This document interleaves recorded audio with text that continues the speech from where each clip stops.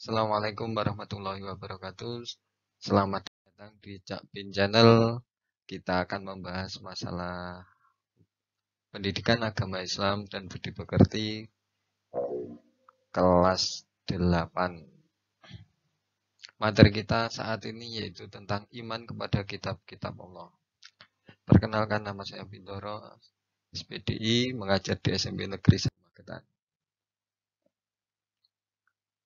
Materi kita hari ini yaitu tentang iman kepada kitab-kitab Allah.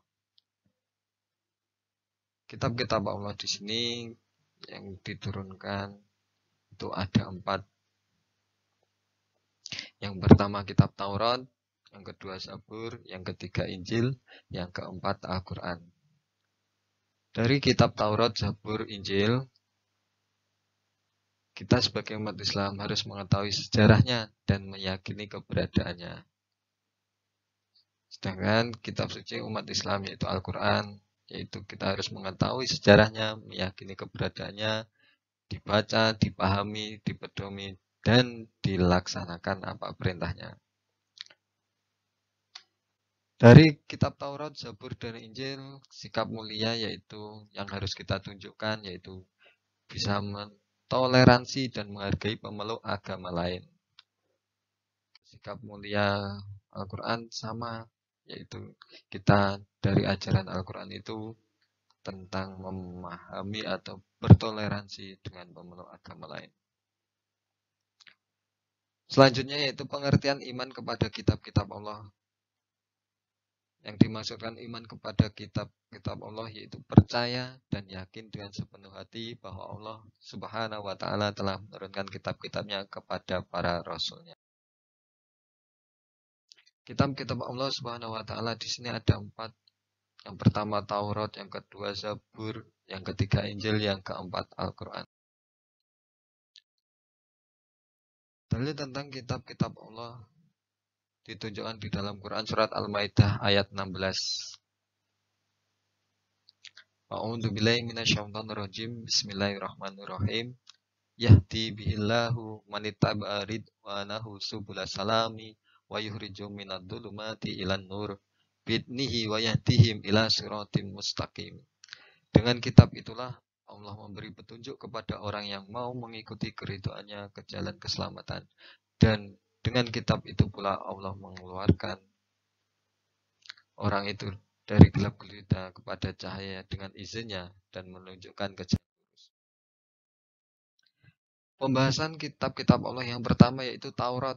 Kitab Taurat itu diturunkan pada abad ke-12 sebelum Masehi yang diwahyukan kepada Nabi Musa di Bukit Sinai.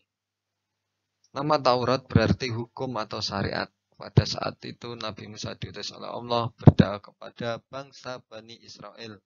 Oleh karena itu tepat sekali kalau kita meyakini bahwa Taurat diperuntukkan sebagai pedoman dan petunjuk hidup bagi kaum Bani Israel saat itu. Adapun bahasa yang digunakan dalam kitab Taurat tersebut adalah bahasa Ibrani. Dalil tentang kitab Taurat di dalam Quran surat Al-Mu'minun ayat 49. Silahkan dibaca sendiri. Pokok-pokok ajaran kitab Taurat di sini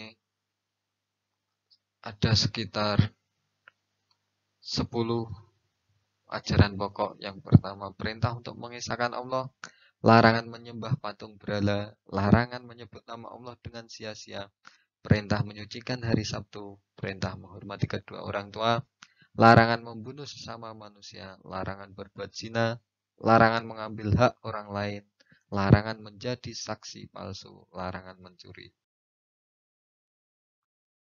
Pembahasan kitab yang kedua yaitu kitab Zabur. Kitab Zabur itu diturunkan pada abad ke-10 sebelum Masehi kepada Nabi Daud untuk bangsa Bani Israel atau umat Yahudi di daerah Yerusalem. Adapun kitab ini ditulis di bahasa Kipti. Dalil tentang kitab Zabur silahkan dibuka di dalam Quran surat Al-Isra ayat 55. Pokok-pokok ajaran kitab Zabur hampir sama dengan kitab Taurat atau kitab sebelumnya. Ada banyak sekali ajaran-ajaran pokoknya. Kurang lebih 9. ajaran pokok. Yang pertama mengajarkan tentang ibadah, berisi sajak keagamaan, ratapan doa individu, ratapan doa jamaah, nyanyian untuk raja, nyanyian kebaktian untuk Tuhan, nyanyian syukur berupa syair, terus doa-doa. Pembahasan kitab berikutnya yaitu Injil. Kitab Injil diturunkan kepada Nabi Isa pada permulaan abad 1 Masehi. Kitab Injil diwahyukan di daerah Yerusalem. Kitab ini ditulis pada awalnya dengan menggunakan bahasa Suryani. Kitab ini menjadi pedoman bagi kaum Nabi Isa alaihissalam, yaitu kaum Nasrani. Dalil tentang kitab Injil di dalam Quran surat Maryam ayat 10. Ajaran-ajaran pokoknya yaitu ada beberapa, kurang lebih ada 4 ini. Yang pertama, perintah untuk kembali mengesahkan Allah Subhanahu wa taala, membenarkan keberadaan kitab Taurat, menghapus beberapa hukum dalam kitab Taurat yang tidak lagi sesuai dengan perkembangan zaman, menjelaskan bahwa kelak akan datang nabi atau rasul setelah Nabi Isa, yaitu Nabi Muhammad SAW. Kitab yang bahas terakhir yaitu Al-Quran. Kitab Al-Quran diturunkan pada abad ke-7 Masehi, yaitu diturunkan kepada Nabi dan Rasul yang terakhir yaitu Nabi Muhammad SAW sebagai pedoman kaum umat Islam. Kitab suci Al-Quran diturunkan Allah sebagai penyempurna dan membenarkan kitab-kitab sebelumnya. Dalil tentang Al-Quran terdapat di dalam Quran surat Ali Imran ayat 3.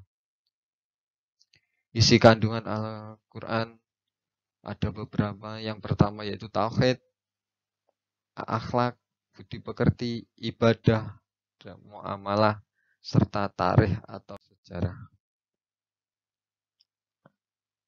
Al-Quran itu sebagai kitab suci umat Islam. Yang jelas Al-Quran itu merupakan kitab suci dari Allah Subhanahu wa taala yang terjamin kemurniannya. Maksudnya sejak awal diturunkan sampai sekarang bacaan Al-Quran dan isinya tidak mengalami perubahan, baik penambahan maupun pengurangan. Sedangkan kitab-kitab sebelumnya yang ada sudah tidak murni lagi. Dalilnya yaitu di dalam Quran surat Al-Hijr ayat. Materi selanjutnya yaitu disinilah perbedaan tentang kitab dan suhuf. Yang pertama perbedaan kitab, isi kitab itu lebih lengkap, sedangkan suhuf itu ada sebagian hukum yang tidak tercantum. Dari bentuknya kitab itu sudah dibukukan, kalau suhuf masih berupa lembar-lembaran. Untuk kitab masa berlakunya itu lebih lama, untuk suhuf sifatnya sementara. Hikmah apabila kita beriman kepada Allah Subhanahu wa taala, atau hikmah beriman kepada kitab-kitab Allah Subhanahu wa taala. Yang pertama, memberikan petunjuk kepada manusia mana yang benar dan mana yang salah. Pedoman agar manusia tidak berselisih dalam menentukan kebenaran. Memberikan informasi sejarah kehidupan orang-orang terdahulu. Manusia menjadi tahu betapa besarnya perhatian dan kasih sayang Allah Subhanahu wa taala kepada para hambanya. Manusia yang beriman akan dapat mengetahui dan membedakan mana yang baik dan mana yang buruk. Hati manusia menjadi lebih tentram dan menambah ilmu pengetahuan dan memiliki sikap toleransi kepada semua umat manusia, serta meningkatkan kesabaran di dalam menerima cobaan dan selalu bersyukur atas nikmat dan anugerah yang diberikan oleh Allah Subhanahu wa taala. Sekian dan terima kasih. Apabila ada kurang lebihnya saya mohon maaf. Billahi taufiq wal hidayah. Wassalamualaikum warahmatullahi wabarakatuh.